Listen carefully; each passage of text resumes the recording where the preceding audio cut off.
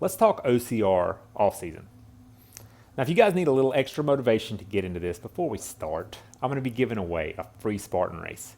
Now, your way to enter is you got to like this video, comment down below, and subscribe to the channel. And I'm going to be picking, I don't know, 2 or 3 winners for a free Spartan Race. So your odds are pretty good.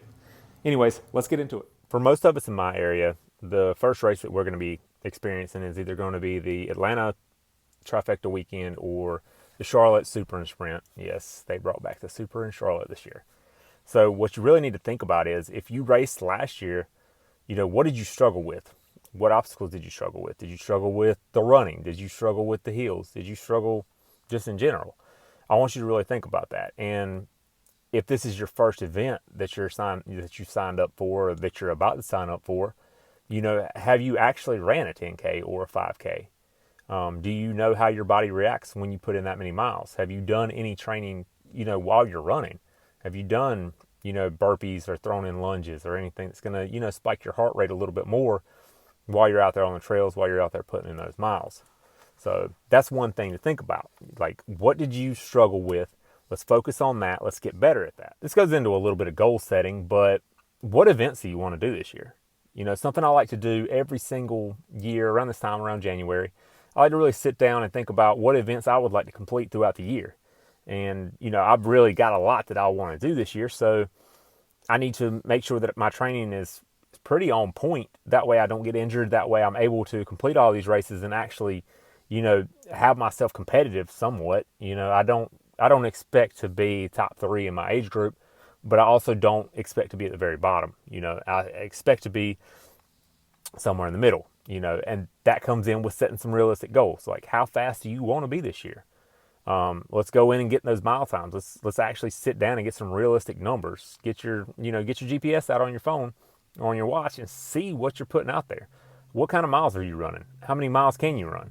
If you've signed up for an Ultra Beast, are you prepared for an Ultra Beast? So many people go into these events and they don't train for them at all. So right now is the perfect time. Say you sign up for an Ultra Beast, you've got 3 months or 6 months or so. I don't know why I said 3 months. You got 6 months or so. You've got plenty of time to get yourself ready, but don't let that be something that turns out to be something that works against you, because you think, oh, I have plenty of time, and then we're looking around and you've got 2 weeks before the race starts and you haven't trained at all. So getting out there, just getting those miles in, figuring out what you want to do, plan out your races for the year, and plan your training accordingly.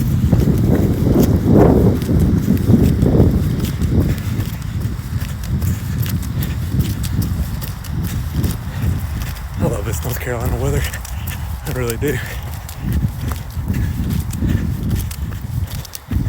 Beginning of January. Out there, short sleeves, beautiful sunny day.